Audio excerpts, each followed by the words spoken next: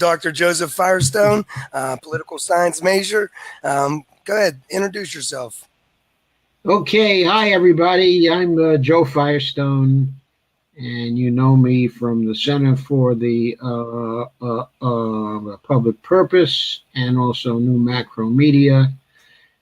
And I've been around thought circles, okay, and academic circles for, I don't know, getting close to 60 years now.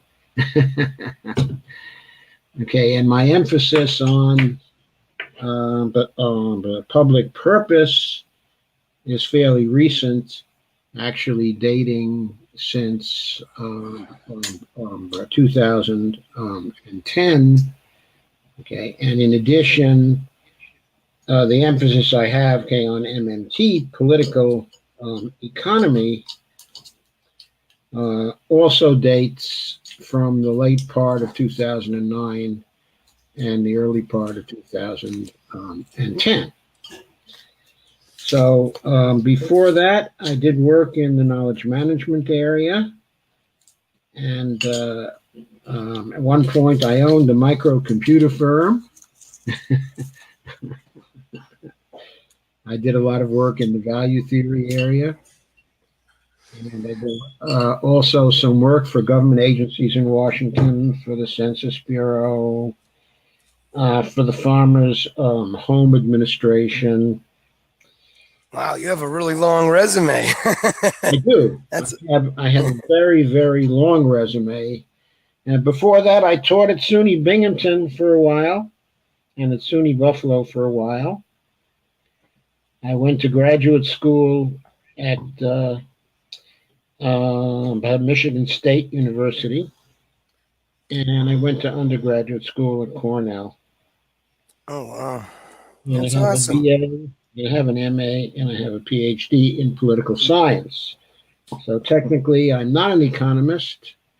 I'm proud to say that I'm a political scientist. And my work in the MMT area focuses around the politics of MMT and the applications, okay, of MMT economics to politics and to policy. And that's has the same focus as the work in the public purpose that I do today. Well, that's awesome. That really clears it up, and that's a great way to talk about it. So what I like to do each time in each stream is kind of gloss over and talk about what neoliberalism is. So that people can understand a little bit about our status quo, and I like.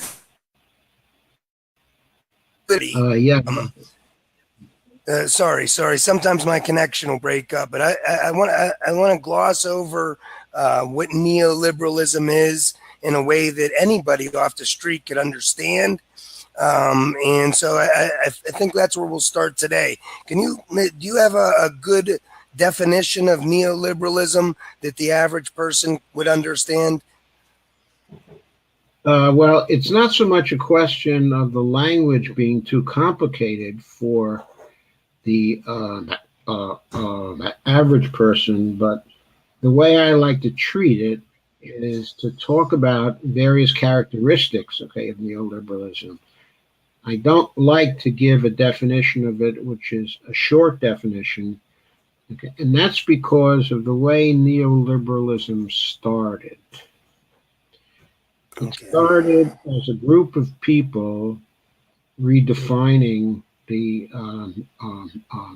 ideology of capitalism. And they were a diverse group of people. They thought of the problem in a different way. And they came together in 1947 in a society called the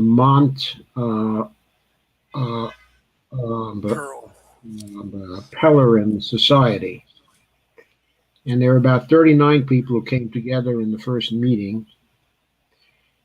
And the meeting was dominated by Hayek and by Friedman, by von Mises, okay, was very important.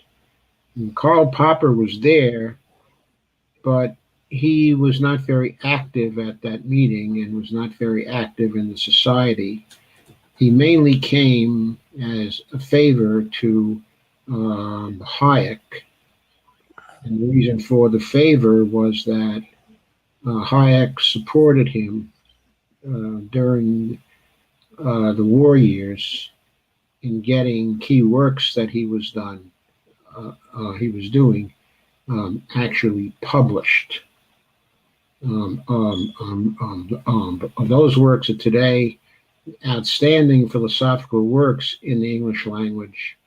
Okay, but Popper during the war was having a terrible time finding people who actually published the works.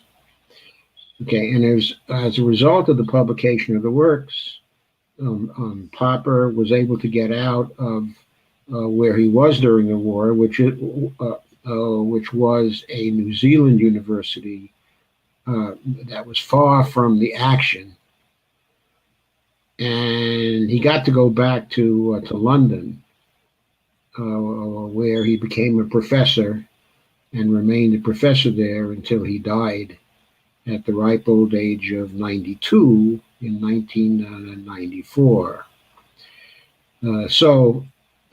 Anyway, he was very grateful to Hayek for getting him the credentials that he needed to get back to Europe, where he came from. And so, even though he greatly disagreed with Hayek on many things, and even though he was critical of everyone in sight, practically on every philosophical issue he was concerned about, he never criticized Hayek. He never even tried. He just steered clear of saying a negative word about him. And I think it was because he felt that he literally owed his life to Hayek in a professional sense. So anyway, he lent his name to the first meeting of the society and gave respectability to the society, as did a number of other people who were very prominent at that time. Anyway, the society grew very, very fast, but it wasn't a society where people agreed with one another. In other words, they were members of the same unit, but there were different strains of thinking, actually, and that remained true through the years. Even though the society grew to 500 people and was frozen at that particular level, there were always different strains of thought inside of it. But It has created these guys. Okay, it's created a problem in defining neoliberalism over time. It's become a complex thing to actually define it. Okay, now you had a graphic, which was... Yeah, I'll put that up real quick. Okay, put that up there for a minute. Okay. I mean, but I wanted to make clear, these guys got together in response to FDR's New Deal, right? They're trying to combat? Not...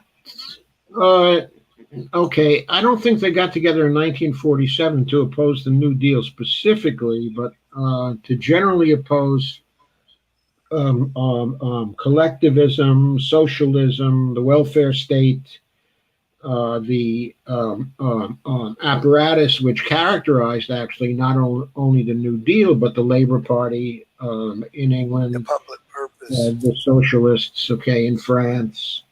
In other words, all of the parties that were opposed to an unrestrained form of capitalism. Okay. And so they did come together in reaction to the collectivism they saw, including the New Deal. Most of the original members, okay, of the society were not Americans. There were a good many Americans among them, but there was a very diverse membership, in terms of the origins of people who got into the society.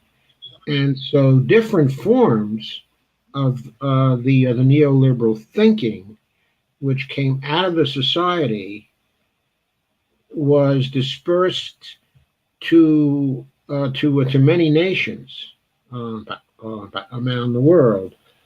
It found its greatest initial influence in West Germany, actually, where in the 1950s and early 60s,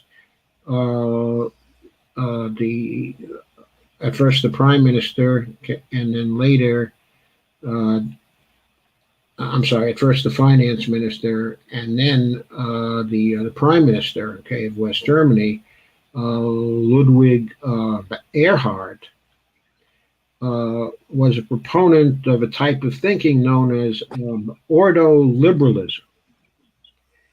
And this was a variant of the neoliberal thought collective, which got started at the Mont Pelerin Society in 1947. Erhard was one of the early members of the society, and he considered himself to be a neoliberal, um, even though in certain respects he was very much for the state intervening inside of the economy, but to give people a safety net. In other words, his form, okay, of neoliberalism was not strictly opposed to safety nets and was not trying to destroy the unions. But for example, it wasn't so dedicated to decreasing taxes on the rich, okay, and the corporations.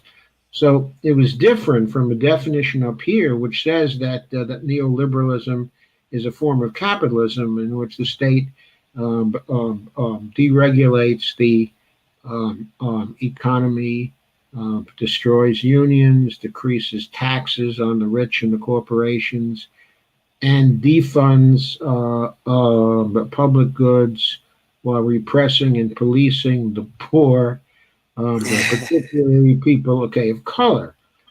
Yes. That's a definition which probably applies to neoliberalism here in the United States uh, right now, okay, and probably since the 1990s in the United States, or maybe the 1980s in the United States.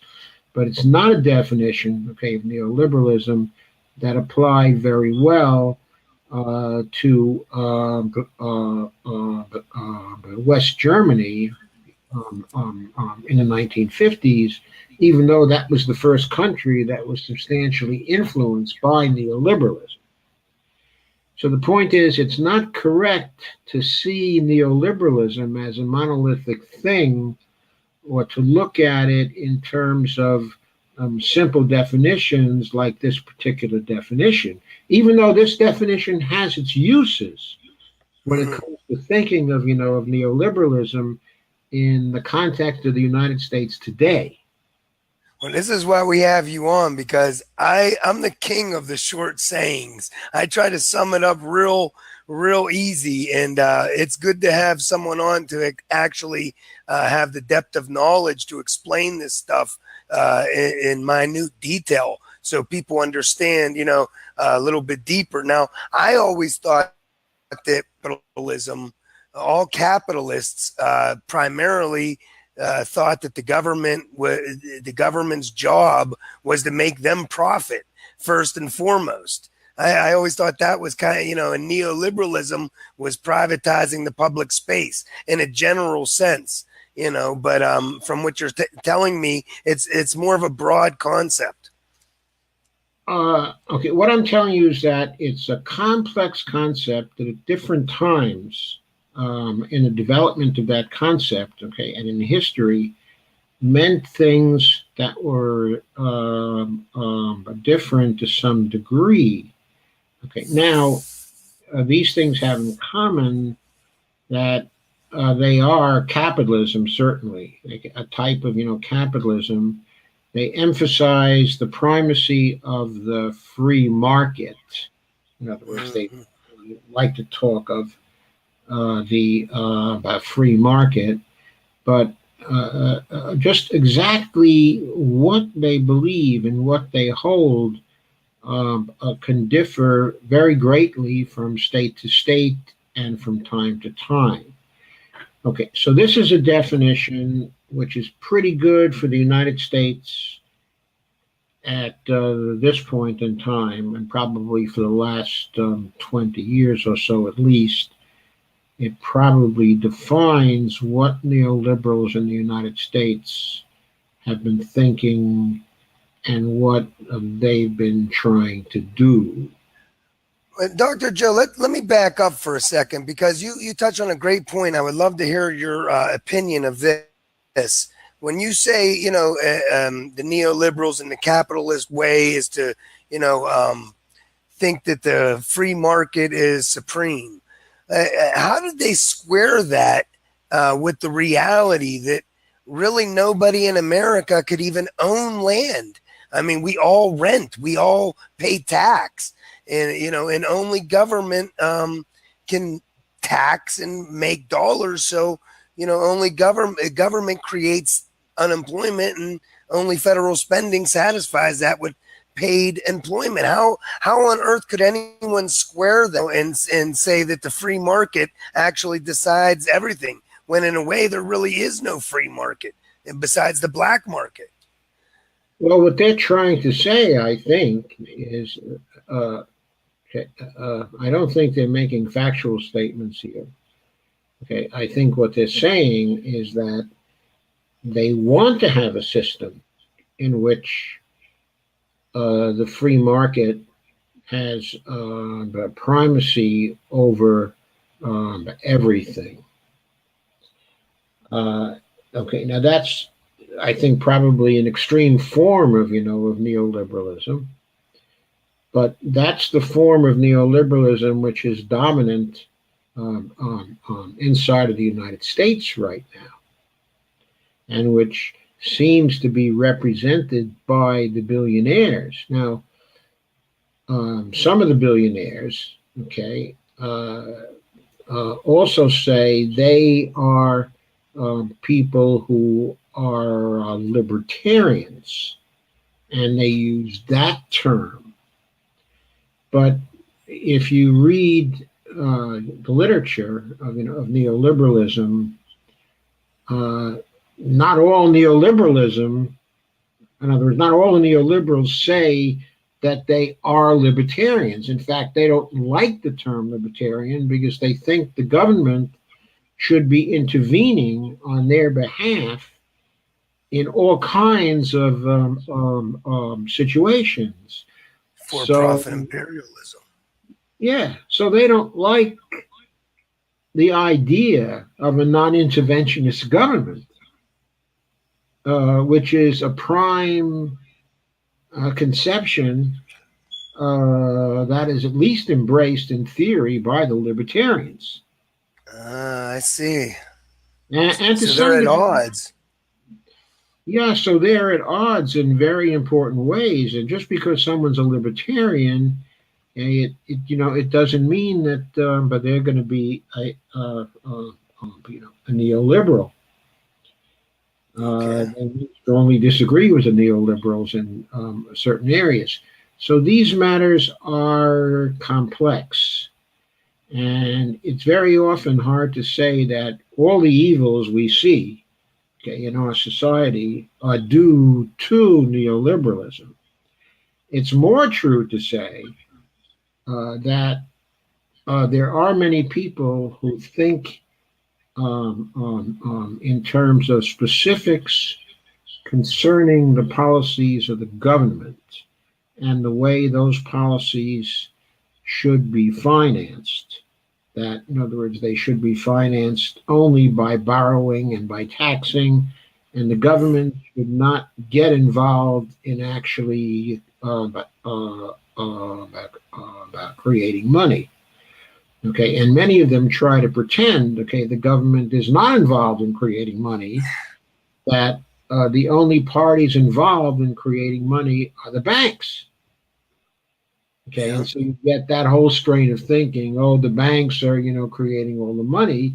And you say to them, well, what about the Federal Reserve? The Federal Reserve is really a government agency. And then you get into a big debate, dispute with them. Is the Federal Reserve public or is it private? And you go Yeah. around and round and round Yeah. in the private, in the way it's public and stuff like that. It's a moot point. It's a moot point if it's private or It's a, public. I think it's public, but if Congress does its duty up front, right, and they spend enough money, they deficit spend enough to balance the economy with a federal job guarantee, then people aren't going to be dependent on private credit and to begin with in the first place. You know, right, but it's a moot point also from the standpoint of the Federal Reserve is what it is, okay, and but does what it does, okay, and the label it carries is only important from an ideological point of view. Those who want to believe that it's the government that creates all the high-powered money, okay, including ourselves, want to make the case that the Federal Reserve is actually public.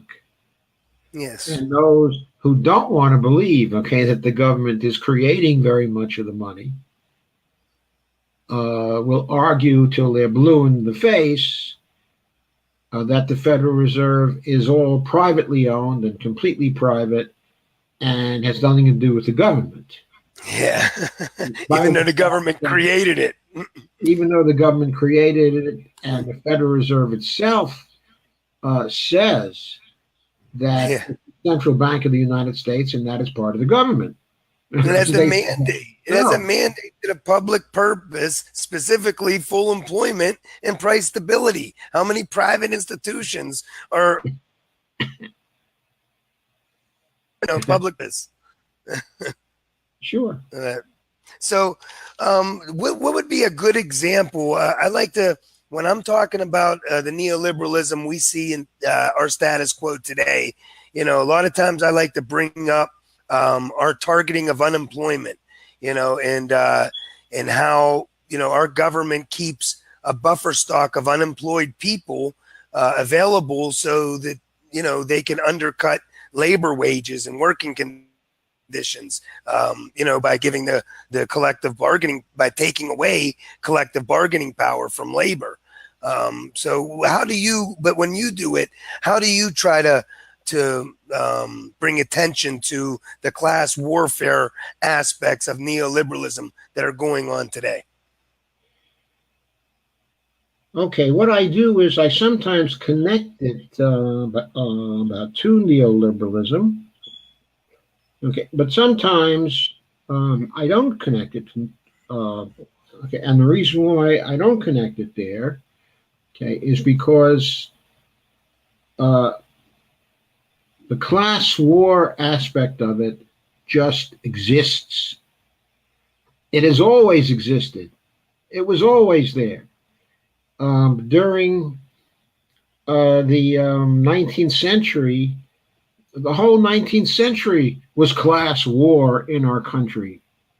I mean, it was capital trying to extract profits from labor. The whole 19th century can be viewed in that way. The open warfare that occurred in the second half of the century, where the working people were really getting oppressed in the industrial establishments, okay, in the mines and things like that, and they first got into the organization of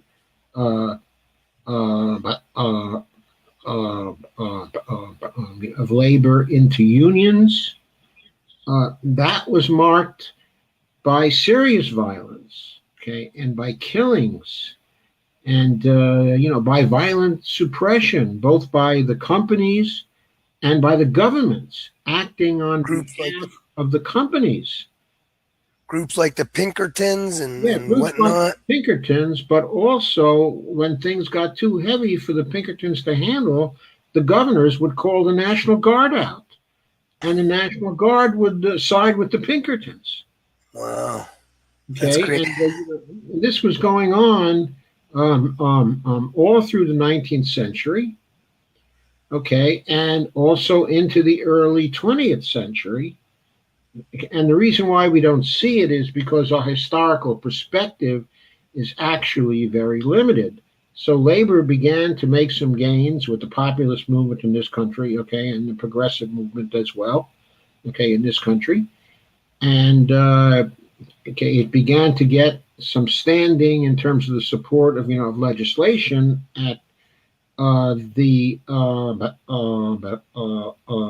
federal level with the Wilson administration, and I should say even before that, the passage of the Sherman Antitrust Act.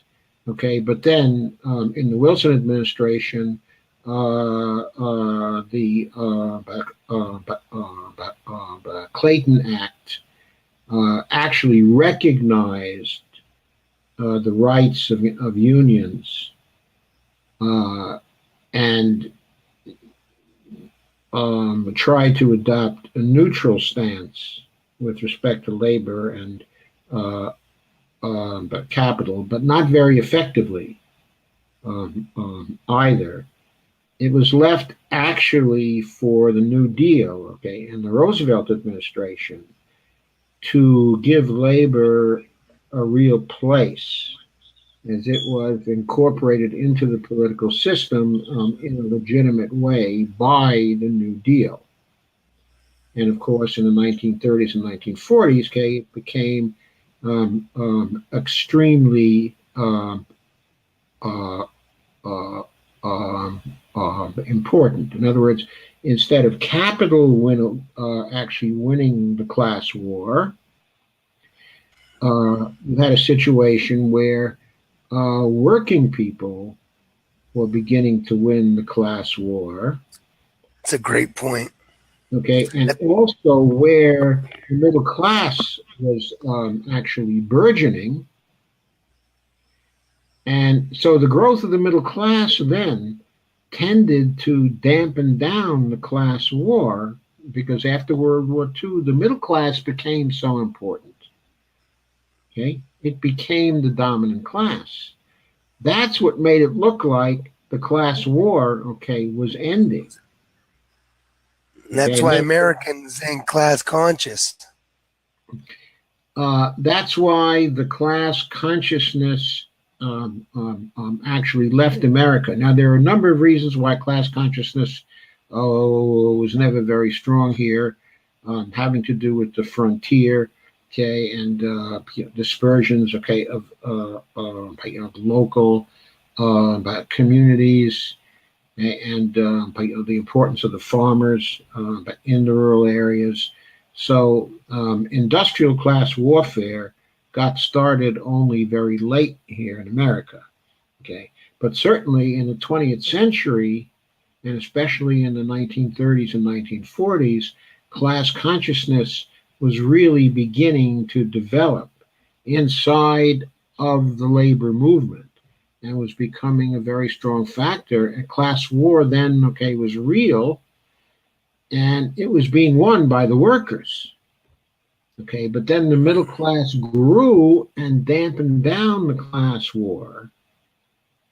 Okay, but also created a situation where the share of the proceeds, okay, of capitalism was growing for labor and for the middle class and was shrinking for the rich. In other words, society in the 1950s, absent, of course, the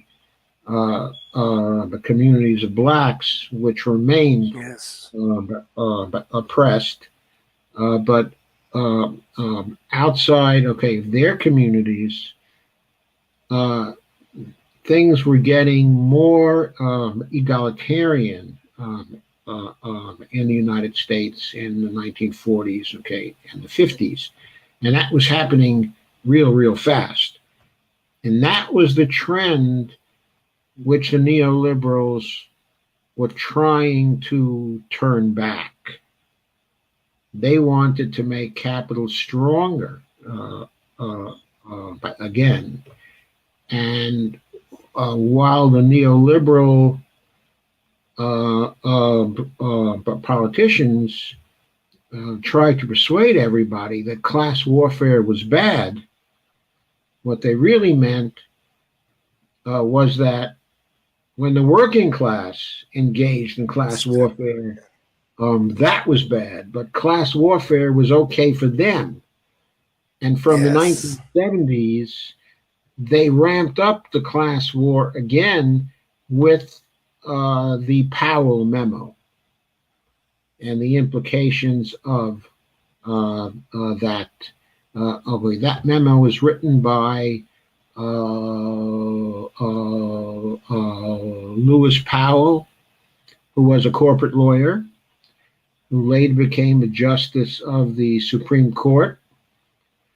Okay, and he outlined a plan, I believe it was in 1972 or 1973, to create a network of lobby groups and think tanks to conduct a systematic class war to weaken the collectivization, to weaken the safety net, to take back the power from the unions and take back the power from the voters and take back the power from the New Deal and reverse the New Deal. And it was conceived of as a long-term project. In other words, they weren't looking at this year or next year or 2 years from them.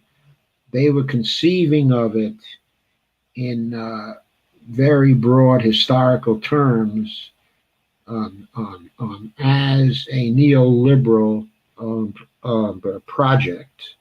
The long con. Long con, and they have carried out this long con since then very successfully, especially when the Democrats began to side with them, which I date actually from the early 1980s. I think the success of Reagan convinced lots of young Democrats that in order to compete with him, they had to adopt some of his perspectives about things, but get a kind of one-up on him. And the way they would get a one-up on him is, of course, he never emphasized balanced budgets or anything like that. He didn't care about balanced budgets. So they figured they were going to get one up on him politically because they were going to play the fiscal responsibility game. And so they did. And towards the end of the Reagan administration in his second term, they tagged him with that. And he acquiesced and supported something like 6 straight tax increases, okay, of various kinds, having to do with user taxes and sales taxes, okay, and income taxes to some degree, closing of loopholes to try to meet the fiscal responsibility demands of the classical Republicans and also the neoliberal Democrats. And that's where you get Clinton and Pago and Nancy Pelosi, and they proudly call themselves New Democrats. That they're telling us they're neoliberals. Yeah, Gephardt and Paul Simon, Bill Bradley, Dollar Bill, but from the mix. But he used to get the name Dollar Bill because he was so stingy.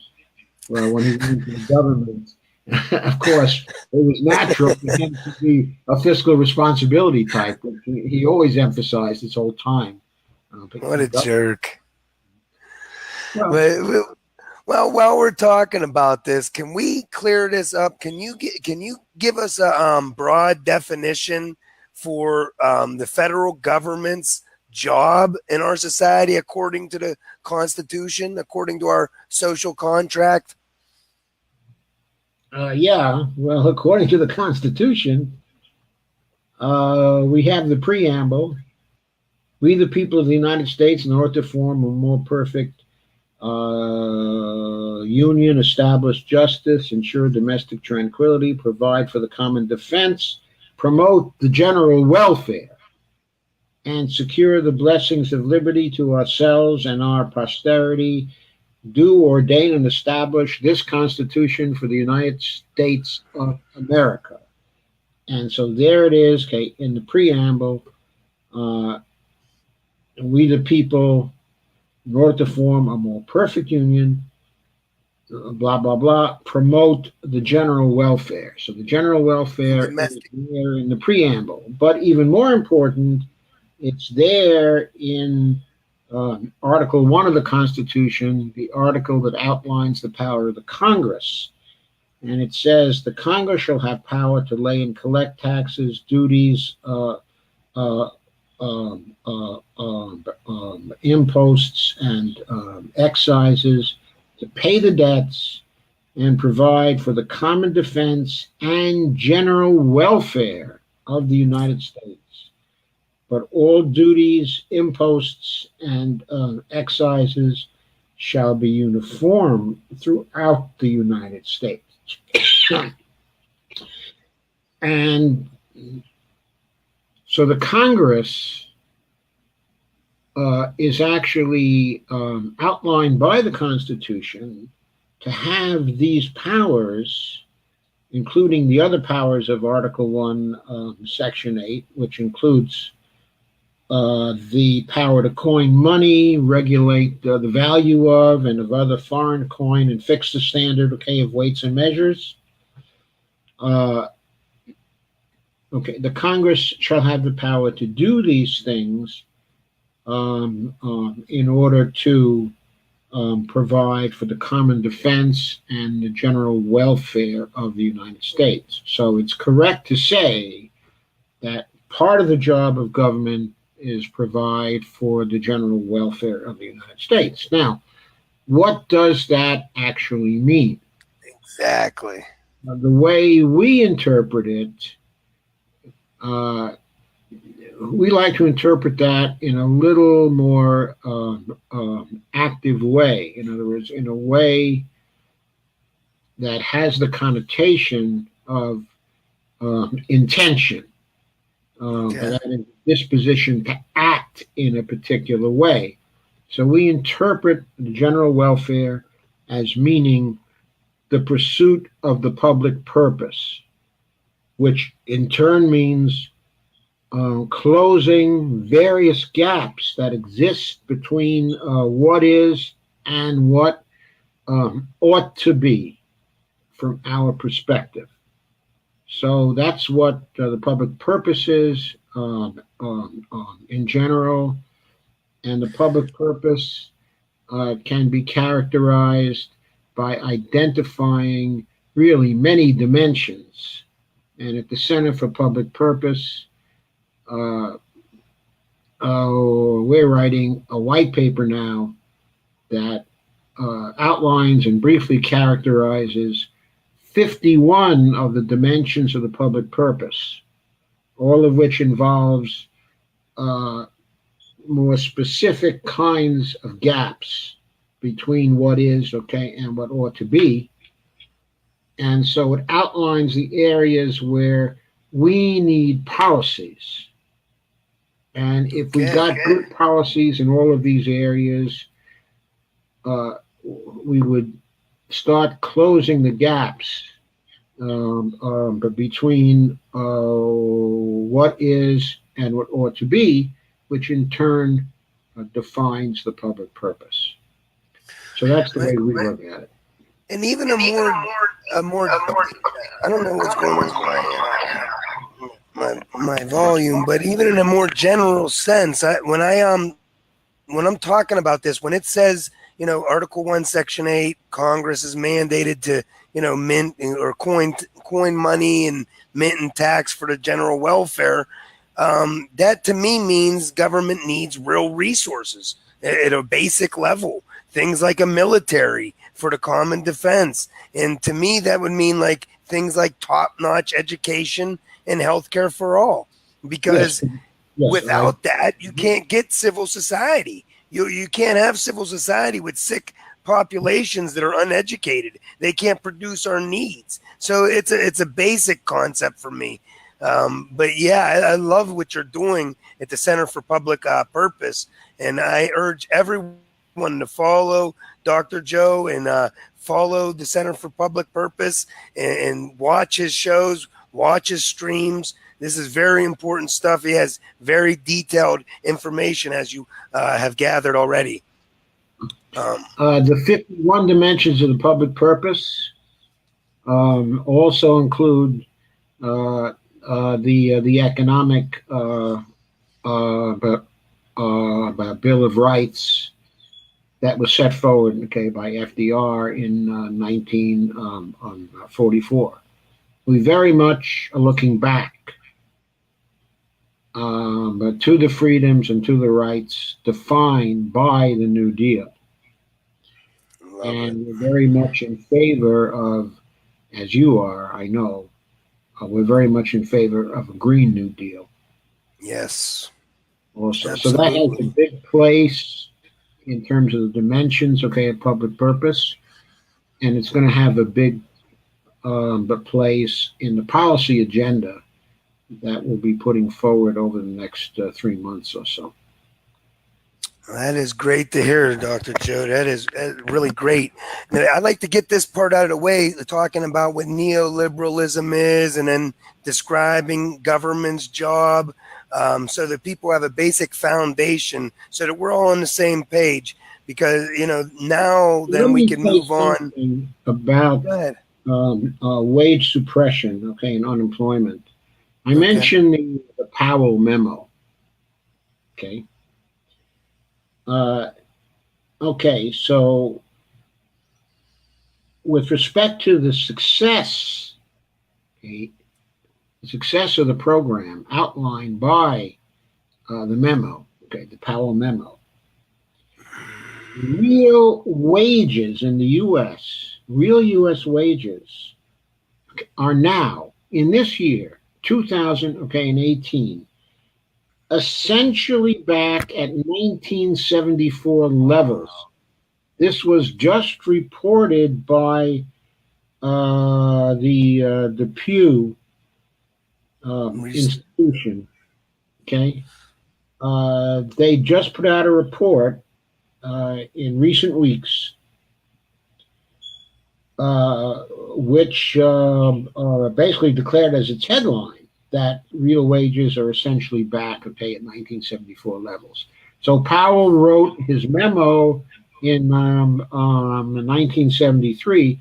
So basically, when it comes to wage levels, their program has been entirely successful. It has basically frozen wage levels at the level they were in 74, 44 years ago. Wow. But as the chart that you have up there, the favorite chart, okay, of everybody shows, the share of profits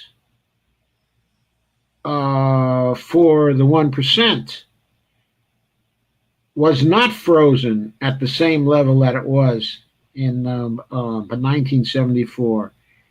It continued to increase in real terms and is now hugely greater than the share of profits that goes to labor. Okay, and to wages, and really, that accounts for very much of the inequality that we see here in the United States. This is how Uh, they force us into private credit. I mean, they're this is how starving the they force economy. us into private credit, but because this, okay, is only part of the deal.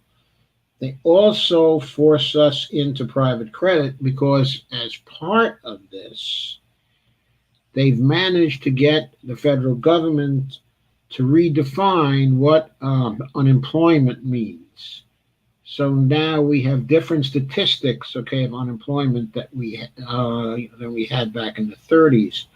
Headline unemployment, which is the U3 statistic, currently is at 3.9%, historically low figure, corresponding to 6.3 million people who, according to that statistic, are not employed. Okay. Uh, then they also report a U6 statistic, which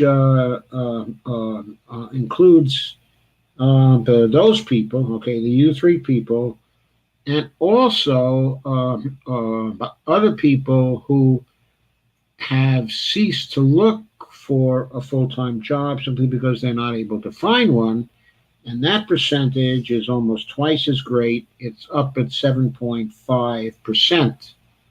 And that's equivalent to 12.1 million people who would take full time jobs if they could find them. Okay. However, even that is a distortion. And the reason why Yes. that distortion is because if you look at the labor force participation rate in July of 2018, 1 month ago, that was 62.9%. Okay, and Wow. so that says that the current civilian labor force, as defined by the Bureau of Labor Statistics as those who are in the labor force, that's now down to 162,183,247 people. But before the great crash of 2008, in other words, back in 2007, the labor force participation rate was 0.67. So where it should have been in 2018 was at 172,754,000 uh, people.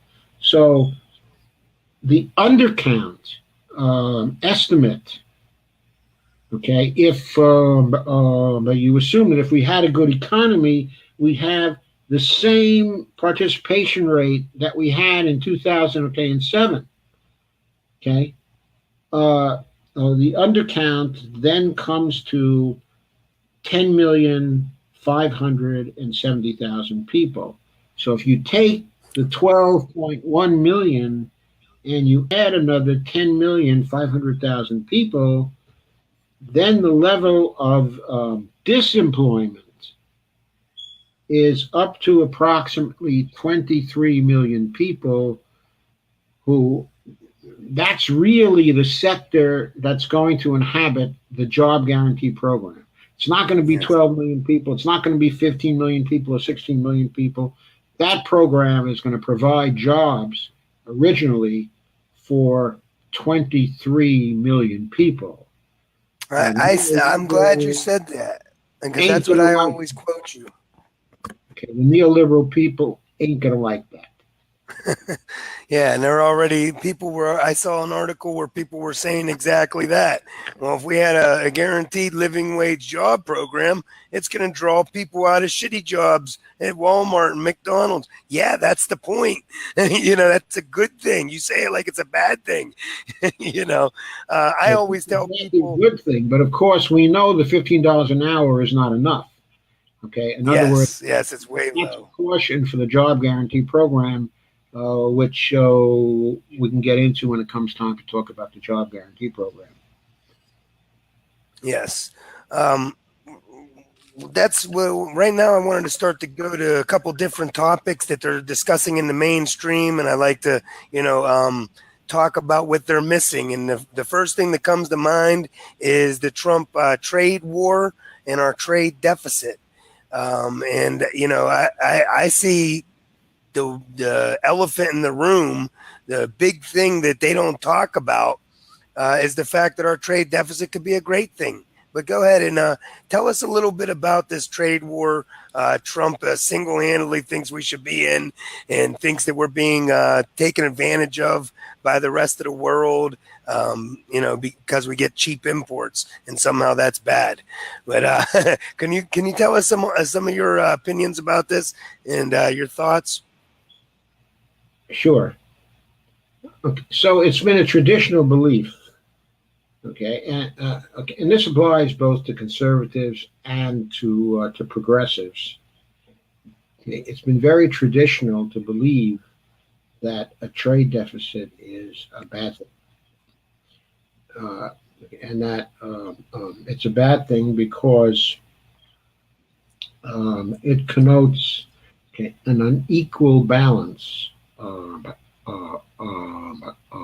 trade. Okay, in other words, more dollars are going to foreign countries that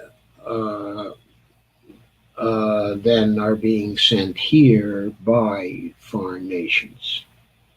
Okay, and that's because we are importing far more than we export in terms of the dollar volume.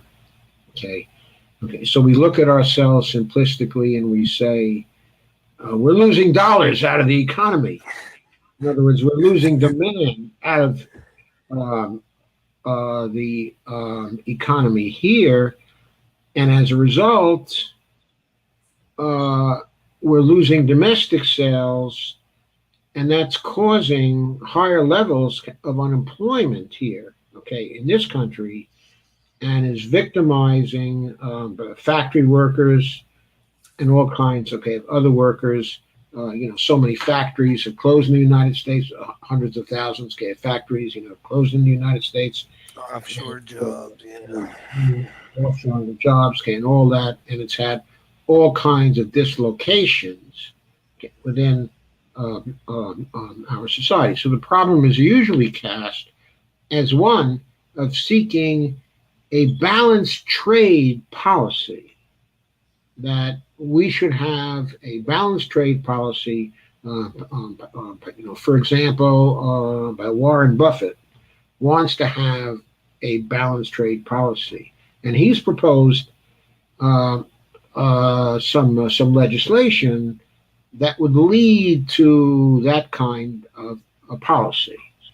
Now, it seems that Trump subscribes to that as well, except perhaps Trump would even go over to the other side and want us to have a trade surplus, okay, with other nations, because he seems to be, empire builder, and he wants to. He would probably send us back to an actual mercantilist type of a trade policy, because everything is all about domination for him. Okay, so people normally consider trade deficits as a problem.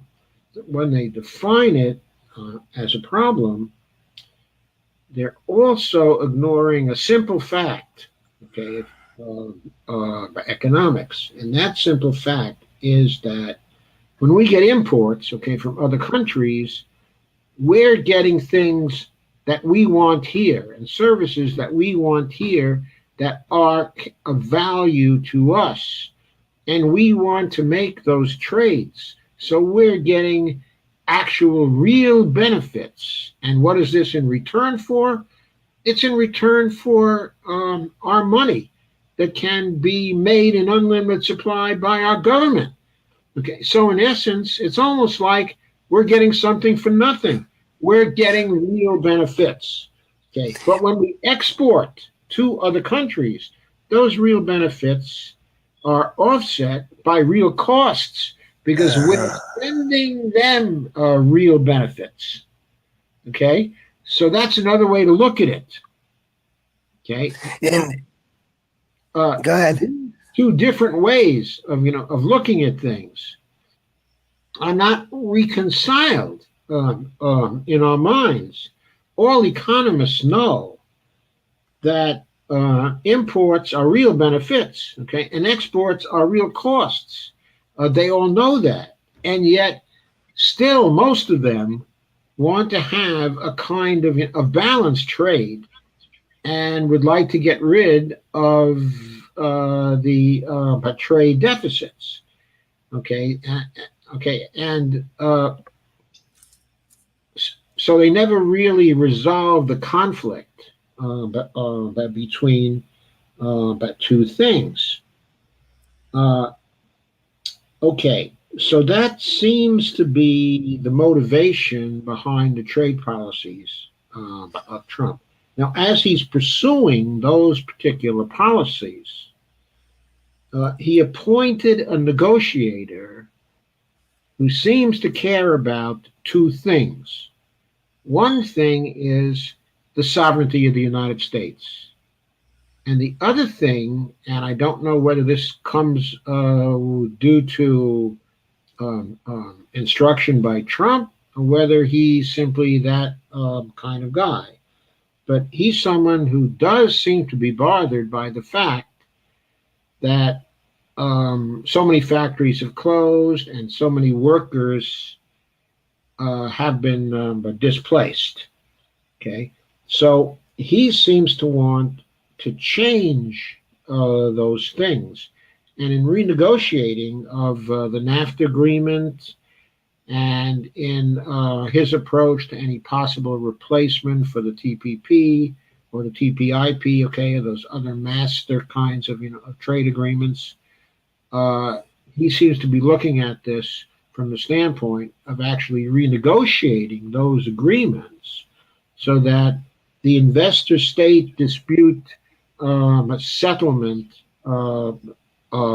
clauses, which subordinated the courts of the United States, the Article 3 courts, to the decisions of private corporate commissions set up under the trade agreements, he seems to be bent on excluding the ISDS clauses from future trade laws, thus restoring the sovereignty of the United States, which It's a good thing. various administrations since the 1970s, but since the days of Nixon, have been giving away in bilateral trade agreements and finally in the multilateral trade agreements, like the CENTO agreement, okay, and the Korean trade agreement, and of course the NAFTA trade agreement, the most famous one. So he seems to be trying to exclude the ISDS clause in any revision, okay, of those agreements. And he seems also to be bent on giving stronger protections but to labor rights. Now, I don't know whether he's going to get away with this. I don't know whether he's doing it with the blessing of Trump or Trump simply hasn't noticed what he's doing yet. We do not know. But if he's successful in what he's doing, then that would be one good thing at least, okay, that the but Trump administration, okay, is doing, or actually two good things in terms of the trade agreements that uh, uh, I like to bring up. to the main question, okay, to get Yeah. back to the main question, okay. Uh, the only reason why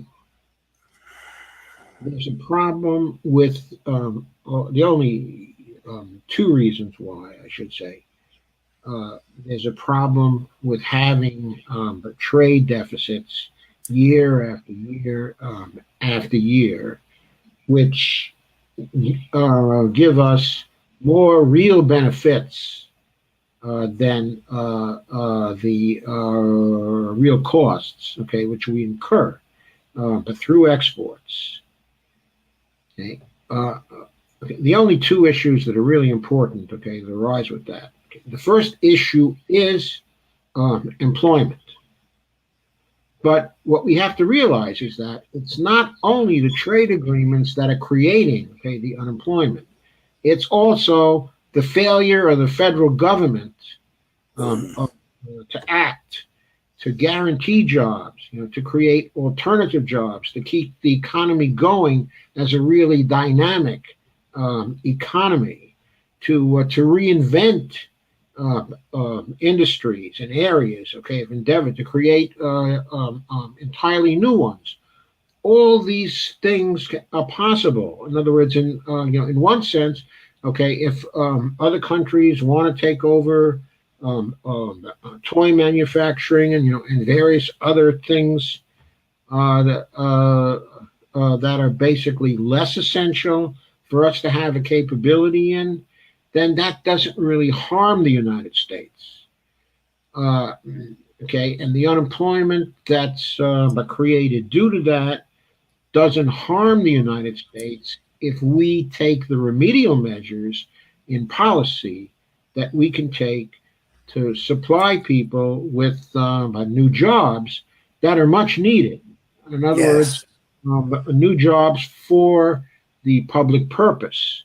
We can We do don't that. need we don't need to chase offshore jobs. We don't need those offshore jobs. We have tons of work right now that isn't getting done. Yes, and we have to get that work done here, and this gives us the freedom to do it. In other words, that they'll take up certain things, happens to give us the freedom to do it. On the other hand, though, there's a second issue, okay, that's attached to that. There are vital industries that we have to retain a capability to engage in here.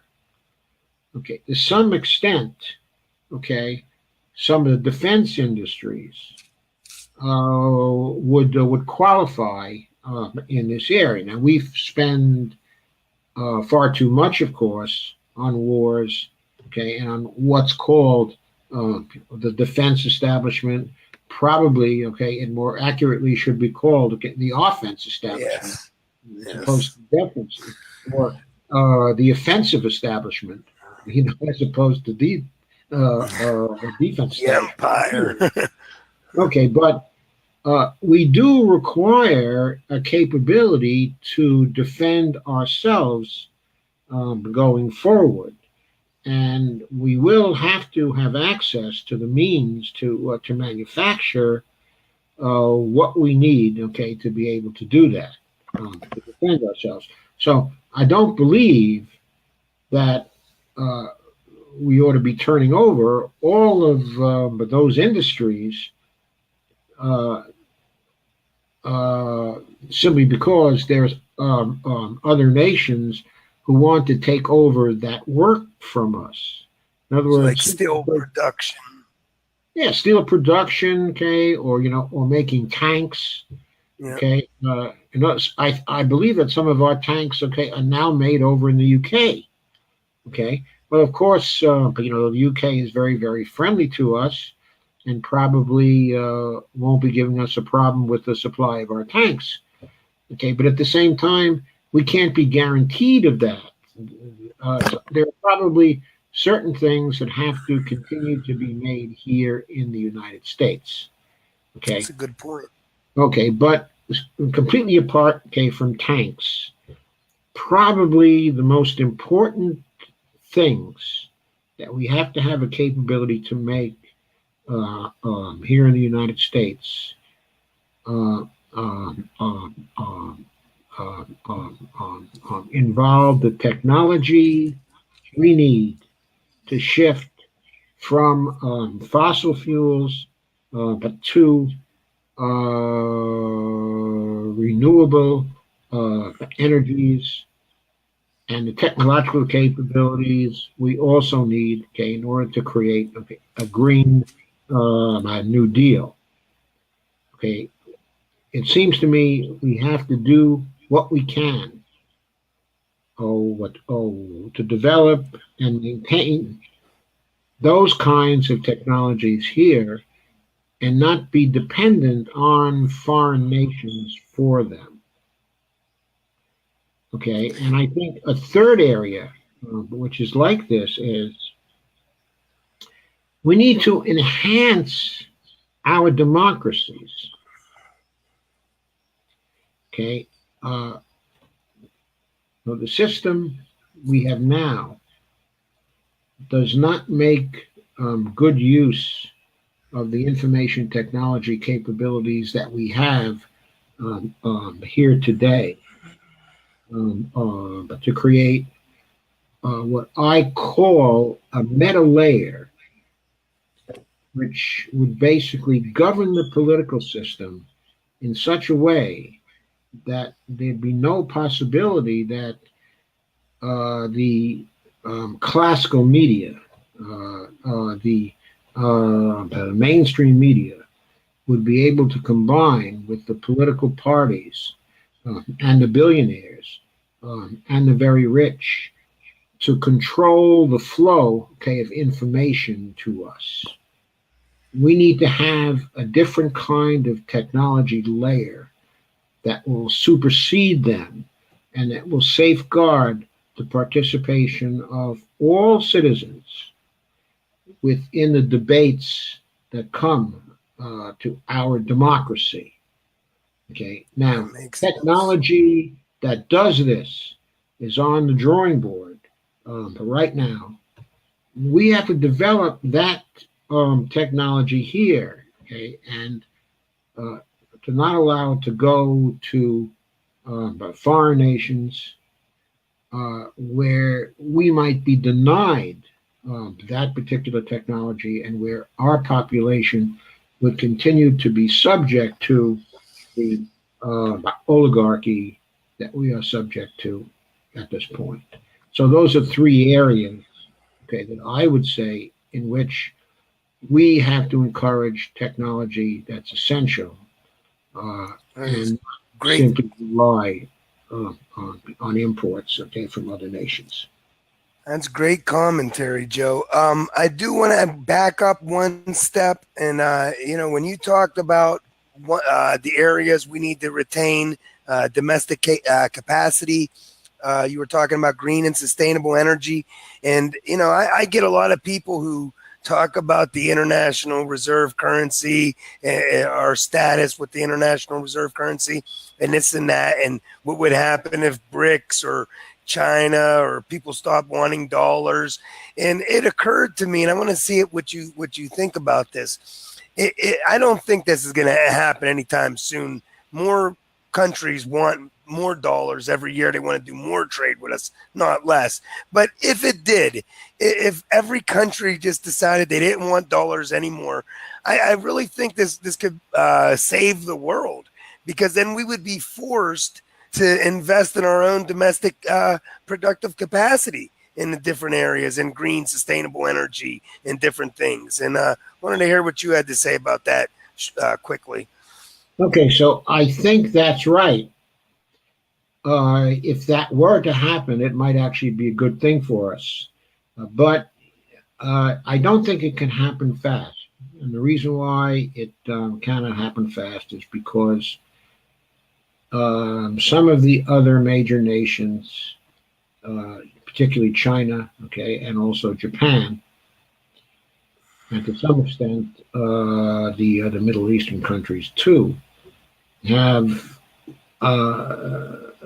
so many resources socked away in our currency, our treasury securities, that they cannot afford to see the value of those currencies go down very quickly. They have to have time to divest themselves, okay, of our currency. It took them a very long time to build up by the reserves that they have now and the Treasury securities that they have now. And unless they want to lose the exchange value they have in those currencies quickly, they will have to divest rather slowly, okay, and but rather gradually. They don't have the freedom to divest overnight. They're not all resource rich like we are. Yeah, they're not all resource rich nations like America too. And that you brought up another good point real quick. I want to gloss over that, it isn't so much our military dominance that gives us the international reserve currency status. It's the rest of the world has the most faith in America after the World War II. There's no other nation that commands the trust of the world than America. It's not that we're forcing people. Well, we do that too when we take down a Libya or somebody for not using a dollar or whatever. But that's just a political choice. It's not an operational necessity. Am I on the right track here?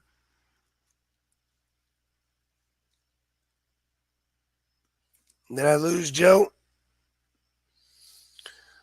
Oh man, this is getting good too. Hold on. Hopefully, maybe you could log back in, guys. Wait 1 second. I'm going to see if we could get Joe back. And we've been on over an hour anyway, so it may be time to wrap up. I did want to get into a few more things. I wanted to talk about his overt. I wanted to get into a few more things before we wrapped up. I wanted to talk about his overt congressional financing.